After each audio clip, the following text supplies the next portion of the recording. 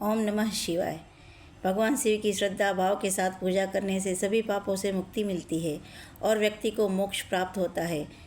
भारतवर्ष में भगवान शिव के मुख्य रूप से 12 ज्योतिर्लिंग है, जो देश के कोने कोने में भव्य मंदिरों के रूप में स्थापित है। भगवान शिव के इन 12 ज्योतिर्लिंगों का अपना एक अलग महत्व है। इन ज्योतिर्लिंगों के दर्शन के लिए भारतवर्ष के कोने कोने से श्रद्धालु आते हैं। उन्हीं ज्योतिर्लिंगों में से एक है मल्लिकार्जुन ज्योतिर्लिंग, जिसके बारे में कहा जाता है कि मल्लिकार्जुन ज्योतिर्लिंग भगवान शिव का एक प्रचलित ज्योतिर्लिंग है। इस ज्योतिर्लिंग आंध्र प्रदेश में कृष्णा नदी के तट पर स्थिर है।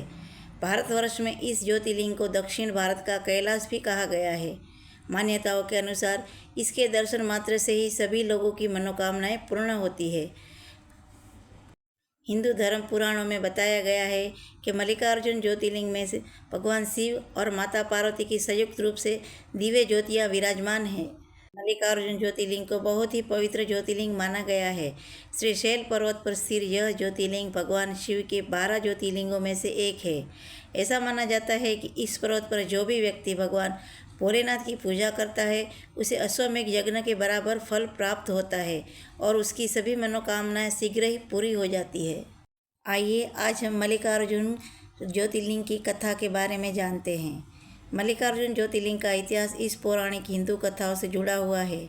जब भगवान शिव के दोनों पुत्र कार्तिकेय और गणेश में इस बात की शर्त लगी कि उनमें से बड़ा कौन है, भगवान कार्तिकेय का मानना था कि भगवान गणेश से बड़े हैं, जबकि गणेश जी कहते थे कि वह कार्तिकेय से बड़े हैं। इस बात पर माता पार्वती और भगवान शिव ने कार्तिकेय और गणेश से कहा कि जो भी पृथ्वी की परिक्रमा लगाकर सबसे पहले हमारे पास आ जाएगा, वही बड़ा होगा।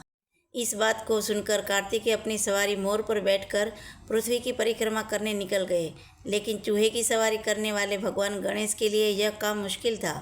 भगवान गणेश बुद्धि के दाता माने जाते हैं, इसलिए उन्होंने अपनी बुद्धि का प्रयोग किया और माता पार्वती और पिता शिव के 7 बार परिक्रमा की। इस तरह उन्हें पृथ्वी की परिक्रमा से प्राप्त होने वाले फल के अधिकारी बन गए। जब कार्तिकेय पृथ्वी की परिक्रमा कर वापस आए, तब यह सब देखकर चौंक गए और भगवान गणेश का प्रथम विवाह हो जाने से कार्तिकेय बेहद नाराज हुए।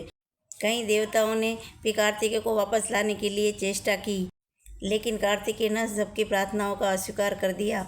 माँ पार्वती और भगवान शिव पुत्र वियोग से बहुत दुखी हुए और फिर दोनों स्वयं कोच पर्वत पर चले गए।